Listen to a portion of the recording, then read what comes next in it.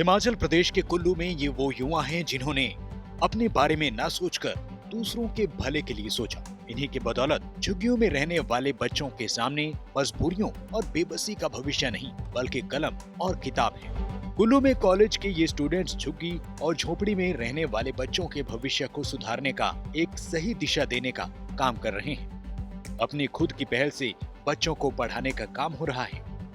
इनकी पाठशाला अनोखी है। संसाधनों की कमी की वजह से इनकी कक्षा में बैठने के लिए बेंच नहीं है। कुछ हैं तो सिर्फ पढ़ाई के लिए चंद किताबें और मन में सिर्फ हौसला और उम्मीद। कोरोना काल में जब स्कूल बंद हो गए, यहाँ कई सारे बच्चे स्कूल जाने से दूर रहे। झुग्गियों में रहने वाले बच्चे ऑनलाइन क्लासेस नहीं लगा पाए, पढ़ाई तक छोड़नी पड़ी। कुछ बच्चों को परिवार में तंगी की वजह से घर पर रहना पड़ा। तभी कॉलेज में पढ़ने वाले इन युवाओं के मन में झुग्गी में रहने वाले बच्चों को लेकर ख्याल आया और शिक्षा के अधिकार को मिटाने का ये ख्याल था। कॉलेज में पढ़ने वाले इन्हीं युवाओं ने झुग्गियों में जाकर बच्चों को पढ़ाना शुरू किया। शुरुआती दिनों में बेहद मुश्किलें आईं। कई सारे बच्चे ऐसे थे जिनका स्कूलों में दाखिला इन सब युवाओं ने मिलकर कराया। अपनी पॉकेट मनी से पैसे बचाकर स्कूल एडमिशन से लेकर कॉपी पेंसिल का खर्च भी ये युवा उठा रहे हैं। गरीब तबके के बच्चों को मुफ्त में शिक्षा देने की इस कोशिश की तारीफ हर कोई कर रहा है। इन बच्चों ने भी कई सारे सपने देखे जो इस तरह के सहयोग से पूरा करेंगे। नामी गिरामी और तड़क भड़क वाले पब्लिक स्कूलों के बीच एक स्कूल ऐसा भी है जिसमें पढ़ने वाले बच्चे बड़ी कॉलोनियों या कोठियों में नहीं रहते, बल्कि अभिभावकों के साथ झुग्गी झोपड़ियों में रहते हैं, जिसमें कॉलेज के छात्र खुद अपनी जेब खर्च से झुग्गियों में रहने वाले बच्चों को पढ़ाते हैं। आप लोगों ने जब इन बच्चों को पढ़ाना शुरू किया, कितना चैलेंजिंग था इन्हें लेकर आना साथ में? इन बच्चों को पढ़ाना स्टार्टिंग में तो हम सभी के लिए बहुत बड़ा चैलेंज था, क्योंकि ये हमें देख के भाग जाते थे, कोई भी पढ़ने नहीं आता था। तो उसके बाद धीरे धीरे हमने इनको गेम्स खिलवाए, डांस करवाया। फिर धीरे धीरे ये एक टाइम ऐसा आया कि हम लोगों को जैसे ही देखते थे तो हमें देखकर ही ये दौड़ मार के आते थे कि दीदी हमें पढ़ना है, हमें पढ़ना है। क्योंकि हमने इनको एक तरीके से बोलूँगी बहुत ही आसान तरीके से पढ़ाया। फिर हमने चार्ट्स लाए, चार्ट्स के हेल्प से पढ़ाया। तो इस तरह से ये बच्चे धीरे धीरे हम सबको जानने लगे और जैसे ही हमको देखते हैं वैसे ही दौड़ मार के पढ़ाई करने के लिए आ जाते हैं। क्योंकि आप लोग खुद अभी कॉलेज में हैं, अपनी पढ़ाई चल रही है, तो किस तरह से ये सब कुछ मैनेज करते हैं आप लोग?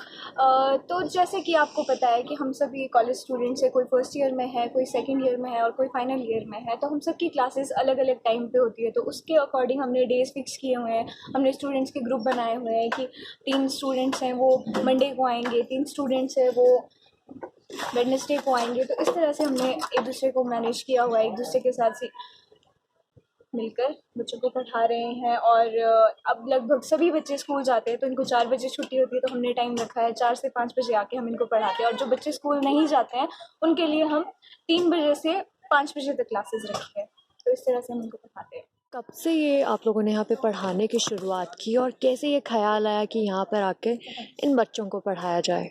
हम लोगों को यहाँ पढ़ाते हुए तकरीबन 1 साल हो गया और हमने कोविड टाइम से ये हमारे मन में चल रहा था कि हम यहाँ पे स्पेशली जाए और अपने क्लासमेट जो भी है जो इंटरेस्टेड है यहाँ आने के लिए, इस फाउंडेशन को चलाने के लिए, तो हमने सोचा क्यों ना हम इनको पढ़ाएं। और जो ये बच्चे मतलब अभी जिनका एडमिशन नहीं हुआ है स्कूल में, तो हमने सोचा इनका एडमिशन भी हम स्कूल में करवाएं। ओके, तो कितने बच्चों का आप लोगों ने एडमिशन स्कूल में कराया है? क्योंकि कोविड टाइम में काफ़ी बच्चे स्कूल भी नहीं जा पा रहे थे। हमने एटलीस्ट काफ़ी बच्चों का हमने जो है यहाँ से ले जाके एडमिशन करवाया। और उस टाइम हमने जो है अपना ही वो खर्च चलाया ताकि बच्चे स्कूल जा सके और पढ़ सके। तो क्योंकि आप लोग कॉलेज स्टूडेंट हैं, खुद पढ़ते हैं, अभी कोई इनकम सोर्स नहीं है? नहीं, तो हमें भी ये मतलब कहीं से करना पड़ता था। जैसे कभी होता था मतलब घर से कुछ पॉकेट मनी मिलता था तो हम इनके ऊपर खर्च कर देते थे।